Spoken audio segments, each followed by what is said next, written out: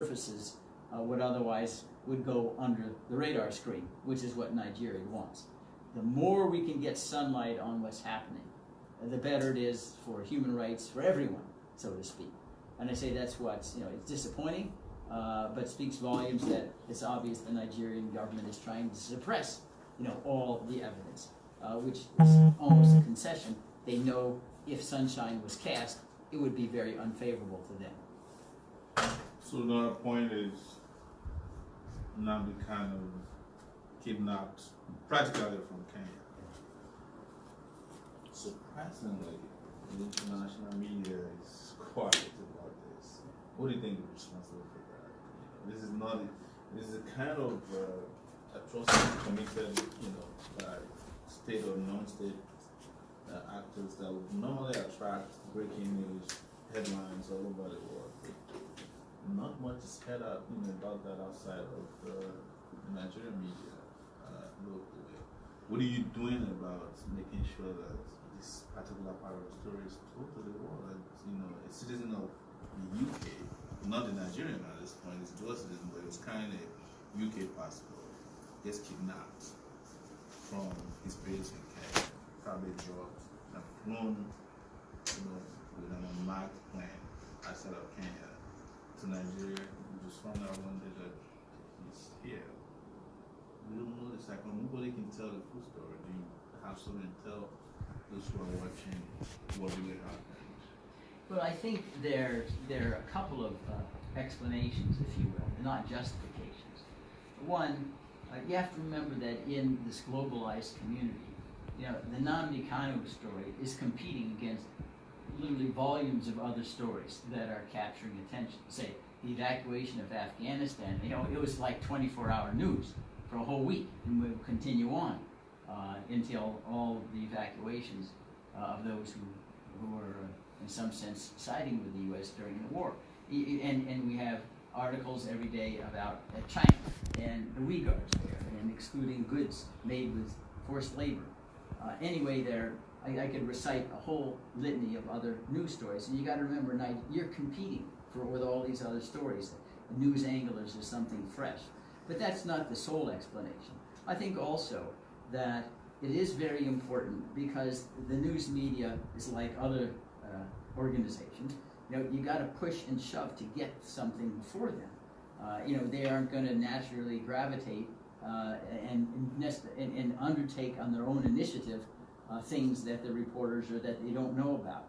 And I do think that it's an important component of us here to reach out. I've reached out to the Washington Post reporters, and we got a story about the Super Tucano lawsuit for that reason. But you have to have an outreach media effort. Otherwise, unless the story is a nuclear bomb or something, it doesn't get into their radar screen. And that's part of the public advocacy effort, is to meet with reporters, explain, give them background. Have press kits so they are able to understand. For most Americans, we're sitting in Abuja. They wouldn't know Abuja is the capital of Nigeria. And you talk to them about the Hausa Fulani, and their heads start to spin. So part of our role and obligation is to educate in a way that is understandable and digestible by our audiences there. And that's another thing that we need to remember in this whole campaign. The human mind reasons by analogy, and if you're speaking to an American audience, you can't say Python Dance 2 and they'll understand what it is. You have to say, oh, it was like the Battle of Manassas and the Civil Wars. Oh, okay, now I get it, because we do have an American audience who knows what a Civil War is about. So it has that kind of skill that enables you to penetrate the otherwise different histories and cultures of the two nations. And that's an important ingredient. Not the sole one, of course. But that's, and news can sometimes be very flukish. You remember a couple of years ago, there was a social media event about the Lord's Resistance Army in Uganda, and it just went viral. Nobody really knew why, and then it stopped, and now it's off. No one's read about the Lord's Resistance Army for 2 or 3 years. You don't know what's happening. So those things also we don't have real explanations for, But we need to be always out there with a story to tell. So when the time is right, it does able to take off in the news media, the social media, and otherwise. While you're here, supposing the Nigerian government invites you to a meeting to say, hey, let's talk about why you're here, would you be willing to meet with them? Of course, I meet with anybody interested in the rule of law. This is not about vengeance. No, justice really is international, and everybody recognizes the right to self-determination, to due process. It's universally condemned. Torture is extrajudicial killings, and sit down and say, listen, I have an expertise in constitutional law. And it seems very odd to me from the United States that Nigeria lives under a constitution ordained by a military dictator in 1999 with no input from the public, with no referendum, nothing. And you're still living under this, 22 years later? To me, it seems utterly absurd. How does that document have legitimacy? How do you give legitimacy to a legal instrument so that it'll be complied with, rather than just manipulate it, to benefit those who have the power? But I'm always someone who believes in Winston Churchill, better to jaw than war. Sit down. We have a very professional conversation. What are the issues? How are we going to address them? They have ideas. I'm not claiming I'm omniscient. People can learn from one another, but that's the way. That really is the heart and soul of civilized governance. It's communicate, discourse, listen. Nobody should believe that they might not be wrong. I could be wrong. They could be wrong. That's why we need to talk it out and see whether we can come to some consensus as to at least the optimal way to deal with inevitable differences between people. So, apart from Nnamdi Kanu, there's a lot of Biafran activists, militants, as the Nigerian government wants them referred to, who are detained all over. Are you doing anything to help with this situation as well, an international attorney involved? Well, I think the in some sense, to promote and argue for the rule of law helps everyone. That's due process doesn't know any color barrier, doesn't know any religious barrier, doesn't know any territorial barrier. I mean, that's what I think. It's the heart and soul of civilization itself. Due process. I could be wrong. Listen to both sides. Have a neutral adjudicator decide where the rights lie, and that's it. And that's why everybody is the beneficiary of that system. And that's what I would hope could be brought to bear in Nigeria. After all, it's the most populous country in all of Africa. It has great opportunities. But ultimately, the fate of nations depends upon what I call the human capital, even more than oil or diamonds or gold. We know lots of countries, even in Nigeria, some, you're going to be blessed with huge resources, and if it's all a corrupt system, it all gets squandered, and the people are impoverished anyway. And it's the human capital that consists not only of the ability to make money, but an ability to get along with each other so that disputes are resolved legitimately without resort to violence. And that's something that I think is urgent in Nigeria. There's a flip side to all this. You are in Nigeria. This is the land of a dictator. Supposing they grab you and put you on a plane to go back to the U.S., what do you say to that? Well, I would be disappointed. But I am very humble. I live in the United States, which has enormous flaws. But I get up. I live really, literally within one block of the Congress and the U.S. Supreme Court. I walk to work and am awed by our forefathers who were able to craft a system that protected liberty. And I understand that you here in Nigeria, in the Biafrans, you're taking far more risks than me. It's just an accident. It's a fluke. I happen to be born in the United States. I'm glad I was, but I certainly didn't have any responsibility for that. It just happened. So you can't make progress, unless you take some risks. It's not, you don't do foolish risks, but there's an old saying that a tortoise makes its progress only by sticking out its head. Otherwise, it stays in its shell. And so that's the attitude that I have. I surely would not welcome it, but if it happens, it happens. Others have suffered far more grievously than that. And one of the issues, one of the things you talked about in this conversation is the fact that most U.S. citizens live in a kind of bubble regarding what's happening outside. You know, if you're looking at them today, you can have them just listen to what you have to say. How can you break this down to them that, you know, this is one part of the world, Nigeria, where the creatures atrocities are being committed against few people, I mean a set of people, not few, lots of people, you know, and this didn't start today. Between 1967 and 1970, year before I was born, about 6 million people had to be killed for the same reason, just to keep Nigeria united, as they claimed at that time. And today we are back on the verge of another civil war. You know, what can you tell them before they start contributing money of CNN for refugees and all that, to just get the message across to them?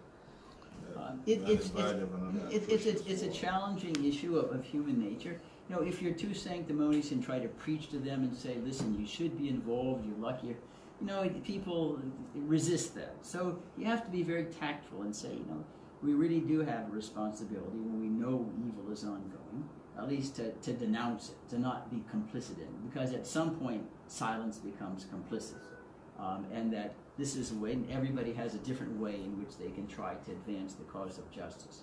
You know, some can be contributions, some can just be standing protests, telling your children about what's happening there, and we shouldn't be supporting that, and obviously even in the United States itself, writing a member of Congress and saying we shouldn't be selling weapons, the Super Tucano, those small ways to indicate in their own protocols their opposition. You know, everybody has different competing demands on their time, but I say it requires tact. You can't come in and preach and tell them, okay, I'm Jesus, I'm Moses, I'm Muhammad, and you need to do X, Y, Z. That's going to work. You have to be more indirect, suggesting, you know, we're very fortunate in the United States, and we don't have to worry about a knock on the door or a house being burned down the next day. But that's all the more reason that we ought to be concerned with the plight of others who do confront those kinds of dangers. And this is, you'll feel better for yourself that you helped the world become a little better place. We have our architect of the Constitution, James Madison, he said that the end of civil society is justice. That's why we have civil society, is justice. So we all need to be engaged in that particular quest, as at least part of our vocation between ashes to ashes and dust to dust. I wish I could ask, what is the end of justice? Yeah. Well, it's somewhere around here. Let me just turn to Barrister Ejiofor for a second. You had been going through some disturbing level of,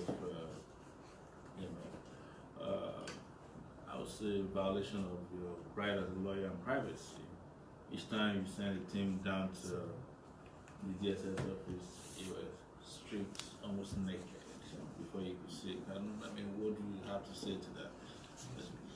What's been the experience in the last few visits? Thank you so much. I'm pleased with the fact that the media world refers to DSS now as lawless outfit, because it's something they have a history of flouting court orders, and I'm proud that people are also reporting it here.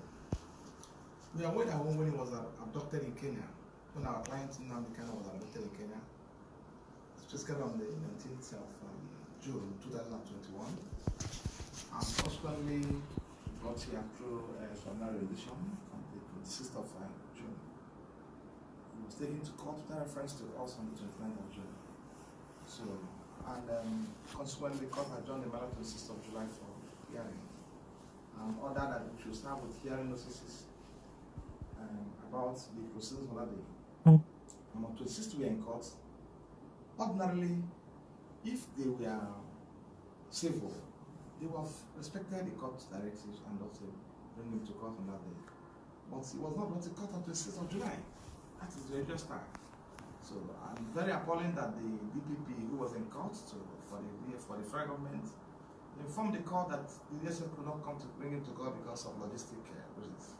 So, we have been in this game before with them, and we understand how they operate. So, and we informed the court because we know fully well how they operate. Now, we need a lot of courts on the guideline for visiting him pending when the matter is before the court again. And the court made an order that they should allow the lawyers access to him and also relatives access to him. Consequently, adjourned to the chambers for further understanding of guidelines that will guide the operation of the visitation. So during the chamber sitting, it was before the sister DSS was also represented by one of the operatives, who is also a lawyer.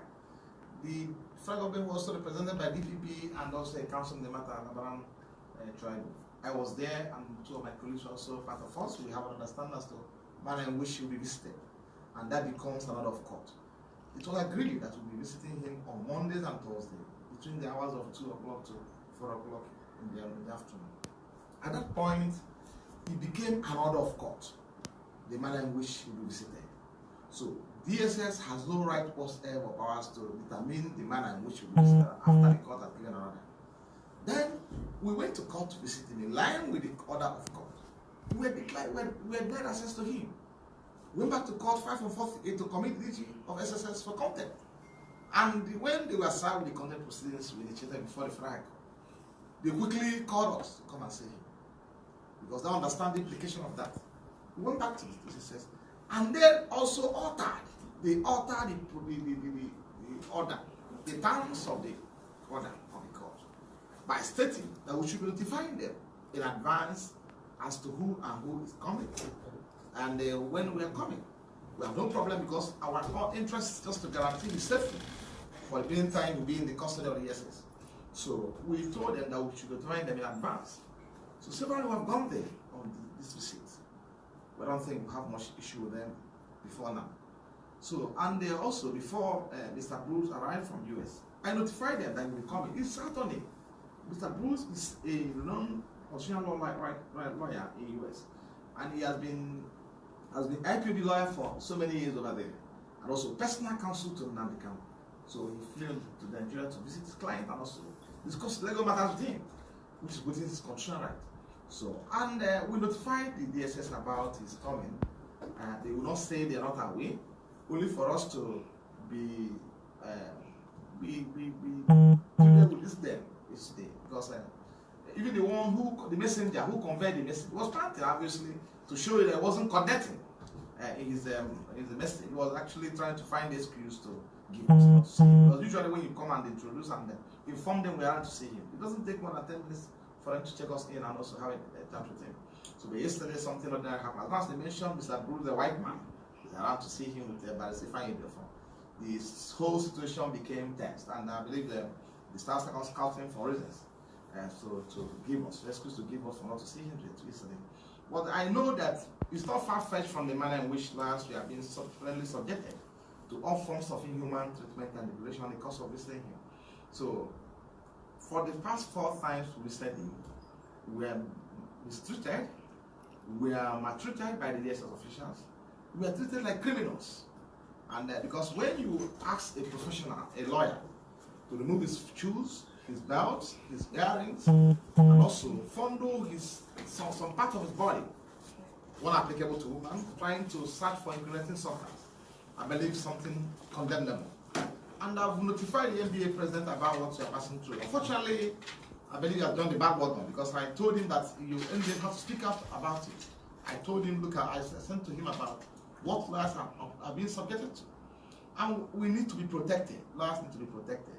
I don't see reason why we should be subjected to that kind of form of treatment in the course of this client. It's an order by the court, and also supported by the law, because we should be sitting to discuss this case with him. Assuming the matter has come up, because as the matter come for trial anyone before the time adjourned for the trial for the hearing, how am I going to get set for how are you going to get for trial without discussing with him? And we cannot be visited under the atmosphere of fear and intimidation. That is forbidden.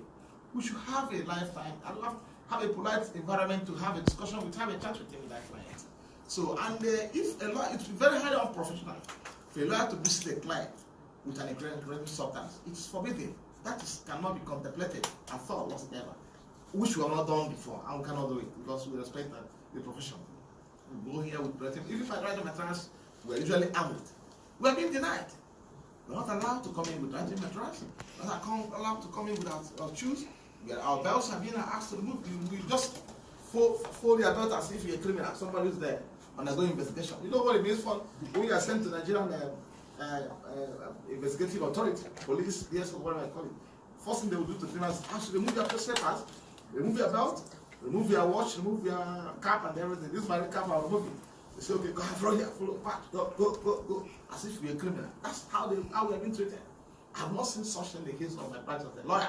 But that notwithstanding, no problem. And I want my friend, my partner from US, a non-lawyer, to also witness them yesterday. But unfortunately, because they won't want this to go to the US, they won't want this to fly outside this country. They were being smart. And I know it, one day we are going back again. So let me see if they will tell us that maybe probably the person who is in charge or who will receive us now is having stomach upset. And in that case, Mr. Bruce, you have to delay your travel and wait until when the man is fully recovered. So thank you so much, Mr. So thank you also for your support and being there for our client. Thank you. No problem. One last question I'd like to ask you. This new journalist is just coming in my house. I have some few questions for you. Is there any recourse to any form of relief within international law? Yes, there is. There's a working group on arbitrary detentions that's an arm of the UN Human Rights Council that sits in Geneva. And I think Nandi's case fits arbitrary detention like a glove. I mean, among others, Julian Assange is listed. And the working group has authority to pronounce as a matter of international law whether a detention is illegal, which would ordinarily taint and exclude any evidence that is obtained because or a result of the illegality. So that clearly is one forum for relief for what's transpiring for Nnamdi Kanu today, and I would hope to pursue that angle. And of course, one element of the arbitrariness of the detention is what we experienced yesterday, denying him access to his counsel pursuant to a court order, which was complied with on our side with great scrupulousness. And so that forum and platform does remain available. Well, I want to thank you. I hope on Monday you go there with pants that don't use belts. Thank you so much, Marine.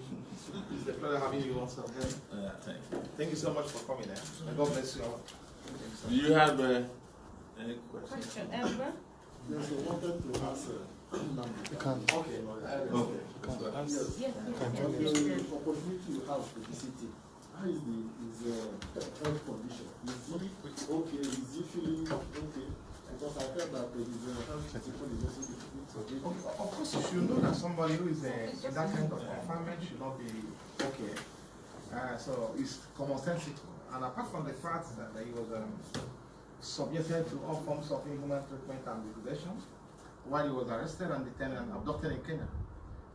We are fully aware he was taken to another destination where he was tortured and he was beaten and also inflicted with severe pains and injuries before he was smuggled into Nigeria Friday. So he's still he's fully to recover from that from the impact.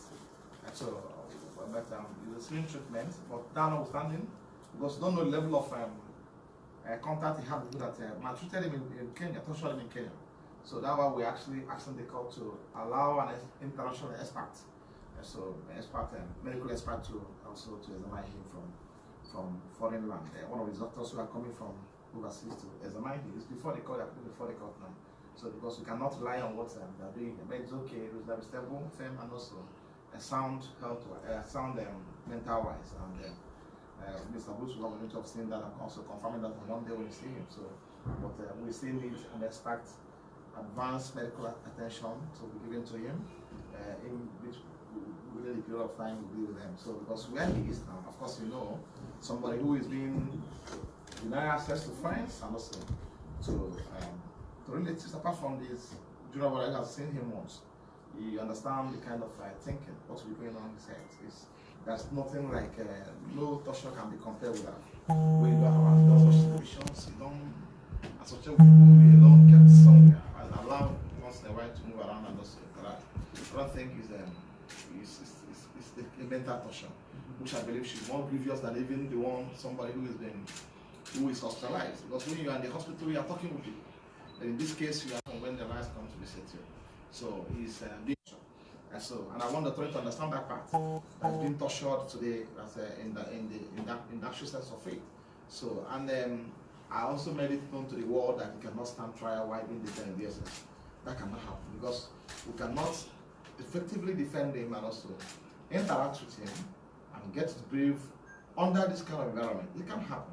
So of course you have witnessed what part of what they are saying, and I believe by Monday you see the rest and also confirm to yourself. Let's see how it goes. I may not go further on this because we have other strategies we're adopting in court that will assist our case. So thank you so much. I know I've taken to your question. Yes, thank you. Thank you. Sorry. I know you said it before, but we came late. Just briefly, just tell us how you were treated when you visited your clients at the custody of the DSS. Briefly, you said it before, but we're not here. Oh, okay. We don't let me. I have my colleagues also visit. So severally, when we're conducting the visit in line with the terms and the guideline of the court, so they started maltreating us. We asked to move your shoes, to move your belt, to move your earring, move your possibly probably take you somewhere and start bangles and also wristwatch. And the female will be fondled and they will search everywhere out of the body, and at the end they will give you slippers to wear. You see, are we being investigated? Are we being, see how we're being treated like criminals in the course of this night? I'm not seeing something in my life. So same is applicable to all lawyers. So, but I wanted my colleague and a very senior member of the bar from the US to also witness that yesterday. But unfortunately, they don't know what happened. They may be thinking about alternative and also possible and things to do next. Because I want us to see things yourself. We don't go with writing material. So what is the sense of visiting him? If I cannot go with writing materials to visit our client and take instruction from him and also discuss his case, how can you defend the person? The answer is you can. If you defend him, because it's in the course of discussing with him, he will give you some things to note down. Then also the things you converse with him. Then to never you prepare for the defense. It's a constitutional right. But when you are denied those materials at the point of this thing, then you're left with nothing to say. Thank you very much, sir. Thank you so much for being here. Thank you.